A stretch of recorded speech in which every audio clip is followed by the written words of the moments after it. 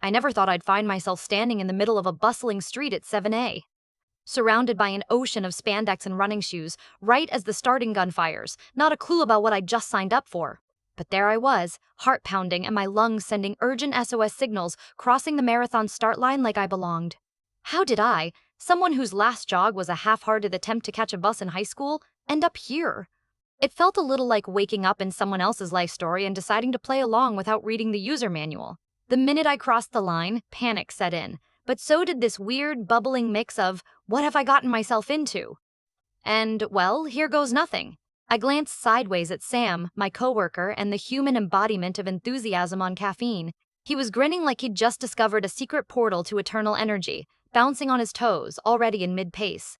"You ready?" he shouted over the crowd, eyes sparkling. "Let's crush this." Crush it? I could barely crush the thought of putting on running shoes without wheezing, let alone running 2 miles. But then it all started so innocently. It had been a typical Thursday at work. Emails piling up, meetings about meetings, and me fantasizing about lunch. That's when Sam cornered me by the water cooler. "You have to sign up for the spring marathon," he declared, like he was inviting me to an exclusive party and not a grueling endurance event. "Come on, it'll be fun. You run a little, I run a lot, we support each other." I laughed it off. "Support each other by all running?" I asked. "I haven't run since that disastrous gym class in high school where I nearly passed out." "Details, details," Sam said, waving them away like they were gnats.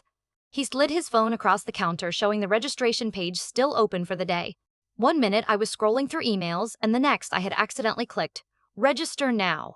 The confirmation email dinged before I could protest. The stakes hit me when I read, oh yeah, it was a marathon. 26.2 miles. I couldn't run a mile without feeling like my lungs were staging a rebellion. But I'd already told Sam, and suddenly backing out felt like trying to disappear at a family reunion. You just can't. The race morning was a sensory overload. Cheers clapping, sneakers pounding the pavement, and the smell of overpriced energy gels wafting through the air. Sam took off with the precision of a sprinter, while I stayed back, unsure if my sneakers would hold up or if my legs would just quit mid-stride. At first, a surge of adrenaline carried me forward. I matched strides with runners who looked like they lived to run marathons every weekend. Lean, focused, chatting easily with their running buddies. I caught snippets of conversations about pacing strategies and hydration plans, which sounded suspiciously like another language. The sun was still low in the sky, the breeze just cool enough to feel invigorating. Then, at around mile 4, the first real sign that this might have been a terrible idea manifested in my calves, tightening and complaining with every step. Then came the heavy breathing. I tried to remind myself, this is temporary, but every inhale felt like I was sucking in shards of glass. By mile 6, my mental playlist had shifted from optimistic cheers to the internal debate. Maybe a marathon was not in my cards, and that's okay, right? That's when I met the first character of many on this winding route, an elderly gentleman jogging alongside me shouting out encouragement. "You got this. Remember, the race is more mental than physical," he said with a grin that almost made me believe it. But then, as I slowed near a water station, a grumpy man with a clipboard and a face as welcoming as a thunderstorm barked, "Keep moving, no loafing!" I stared at him, panting, wondering if his job included spreading misery with a whistle. By mile 10, the initial euphoria had crumbled, replaced by an ongoing tug-of-war between giving up and pushing forward. Every fiber begged me to quit, but Sam's earlier enthusiasm and the crowd's cheers kept me limping ahead. The thought of just stopping, collapsing into the nearest bush, or hiding in the ambulance flashing its lights behind the barriers was tempting, but I also had the stubborn streak of someone who signed up for something and now had to see it through. And so, slower and more determined than ever, I kept moving forward, not sure if I'd make the finish line or find an excuse to vanish before mile 11. The road stretched out in front of me, endless and unpredictable, much like the decision I had just made to keep going. It all started so innocently at the office that day, like any other Thursday, quietly dying a slow death under the weight of spreadsheets and a never-ending parade of dull emails. I was minding my own business, daydreaming about what I'd have for lunch, when Sam appeared out of nowhere like some kind of fitness evangelist on a mission. He practically cornered me near the water cooler, eyes wild with the kind of enthusiasm that's dangerously contagious. "You have to sign up for the spring marathon," he said, as if I was about to be let in on some cosmic secret, not coerced into torturing myself for hours on end. I couldn't help but laugh. Sam, the last time I ran was in high school gym class, where I'm pretty sure I blacked out momentarily. I scraped by jogging to catch the bus, not running 26 miles. He waved my protests away like an annoying fly. "Details, details." Then he whipped out his phone and pushed the registration page in front of me. Before I could really think it through, I clicked the register now button mostly because his finger was practically hovering over it. The confirmation ping sounded like a mocking little laugh in my inbox, and just like that, I was in. It was a full marathon 26, 2 miles. As I stared at my screen, the reality sank in like a cold splash of water straight to my face. I could barely run a mile without feeling like my lungs were staging a mutiny, and now I had committed to running nearly triple that distance with zero preparation. Around me, Sam was already envisioning the two of us crossing a finish line, high-fiving and grinning like we'd just conquered Everest. By the time the big day arrived, I wouldn't say I was ready, but I was definitely committed, mostly out of some mix of stubbornness and fear of seeing Sam's smirking, "I told you so" face for the next year. The city streets were transformed into a colorful chaos, brimming with thousands of people decked out in every shade of neon spandex imaginable. The noise was a constant roar. Cheers, blaring music, the rhythmic pounding of feet hitting the pavement. It felt like stepping into an alternate universe where everyone spoke fluent runner. Sam took off like a gazelle at the gunshot, bouncing, stretching, and practically glowing with unshakable energy. I couldn't help but marvel at how his enthusiasm wasn't dimmed by the early hour or the sheer physical effort. Me? I hung back, palms clammy inside my too tight gloves, wondering if my sneakers would last and if my knees would file an official complaint by the end of the first mile. At first, a wild surge of adrenaline carried me along. The crowd jostled beside me, a mix of hardened marathon vets who looked like they were born running and nervous first-timers like me struggling to find a rhythm. I found myself matching pace with a few people whose steady breathing and stride convinced me they knew exactly what they were doing. They tossed words like hydration strategy and negative splits around, and I nodded as if I understood them, though to me, it might as well have been ancient runic script. For the first few miles, everything felt manageable. The sun was just climbing above the skyline, bathing everything in a flattering golden light. A faint breeze brushed past, cool and forgiving. I tried to savor it all, committing to memory the mix of scents, freshly baked muffins from roadside vendors, the sharp tang of sweat, and something oddly sweet from the energy gels I refused to try. But reality hit hard and swift. Around mile 4, my calves started sending urgent telegrams of tightness and burning pain. I tried easing my pace, focusing on breathing, but every inhale seemed like a chore, like sucking in tiny shards of glass through a straw.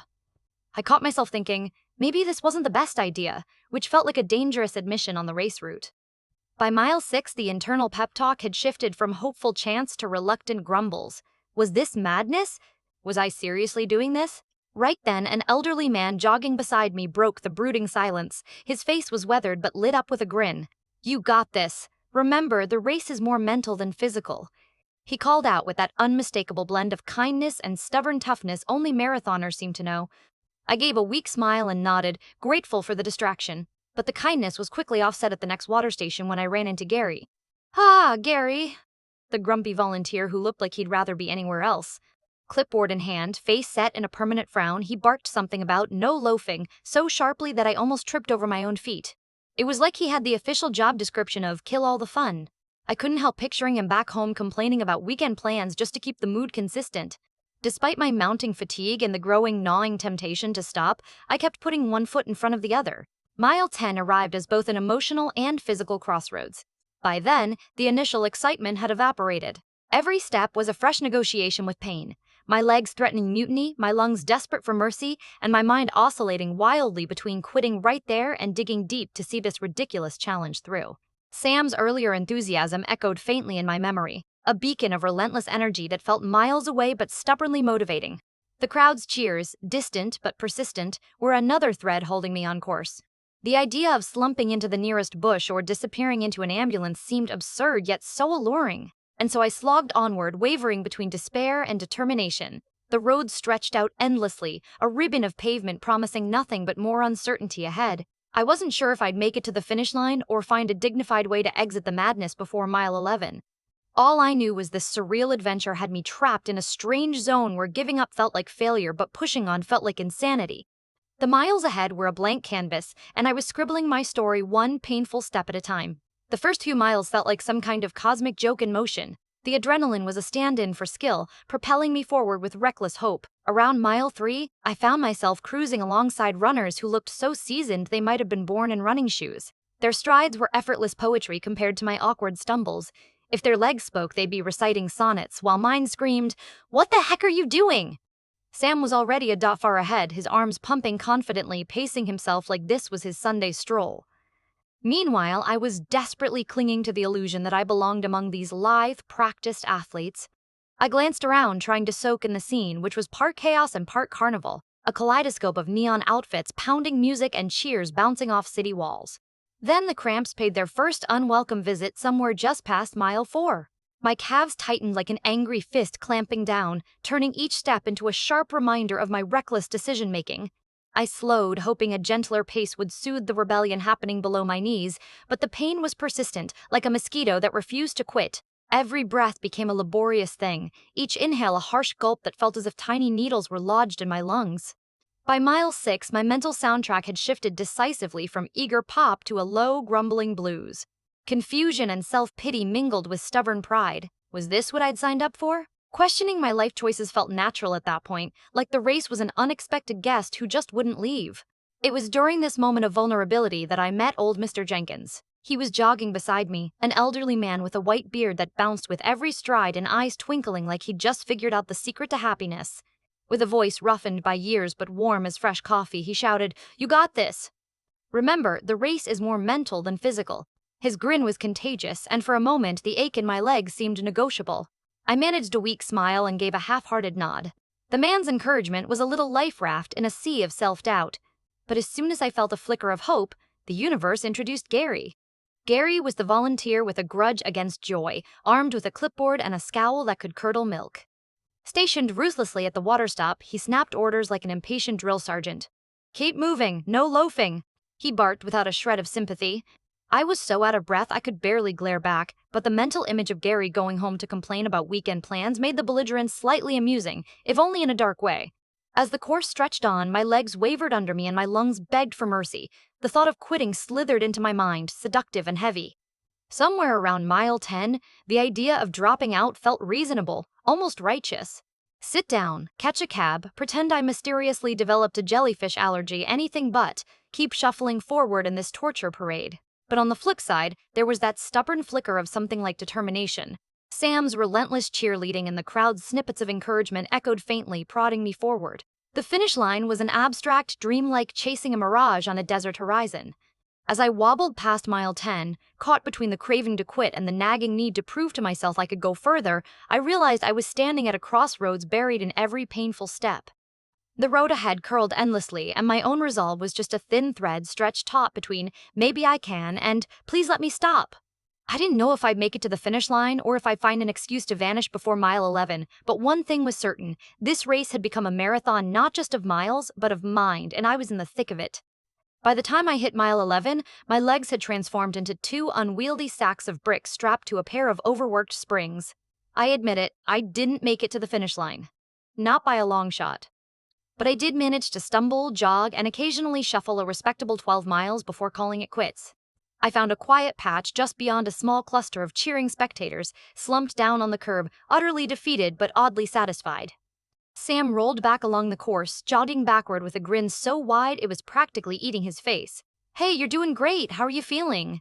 I looked up, throat raw and legs refusing to obey, and forced out a weak laugh. "Great?" Let's just say I've redefined what great means. He nodded like it was some secret code, then glanced at my pained smile. "Hey, 12 miles is 12 miles. That's more than most people do without training. That moment hit me harder than any cramp. Here I was expecting to collapse in shame, but instead, Sam's unshakable optimism gently draped over my self-doubt like a warm blanket. It made me realize that maybe running doesn't have to look perfect to be worth doing. As I sat there catching my breath, I thought about all the things this madcap decision taught me. Perseverance, obviously, because what's a story without a little stubbornness? But more than that, it was a lesson in giving myself permission to just try, even if I wasn't ready, even if I didn't know what I was doing, and even if I would ultimately fall short. There's something quietly brave about showing up and putting one foot in front of the other, daydreaming about lunch replaced by slogging through 12 miles with a grin that wobbled but never quite broke. And what about Gary, the grumpy volunteer? Somewhere in all that breathlessness and aching limbs, his curt, "no loafing," took on a new meaning. It wasn't just about keeping people moving on race day, it was a challenge not to loaf on yourself, to keep pushing in those small, dark moments where nobody's watching. Maybe his thundercloud scowl was his way of demanding the best from every single one of us. Sam and I ended the day swapping war stories over a couple of overly salty fries at a nearby diner. I asked him if he thought I might do it again next year, the whole marathon madness, only properly prepared this time. He smiled, a slow grin that held a hint of mischief. Would you? He teased. I don't know, I said, eyes twinkling with the memory of every overhyped step, every mental battle, every bizarre character on the route. Maybe. But if I do, next time I'm definitely bringing extra water for Gary. Because, at the end of the day, running those 12 miles without training, without much hope, but with a ridiculous kind of joy, was a strange kind of victory. Not because I crossed a finish line, but because I kept moving, even when my body said no and my mind screamed, seriously, why are you doing this? And honestly, that's a story worth telling.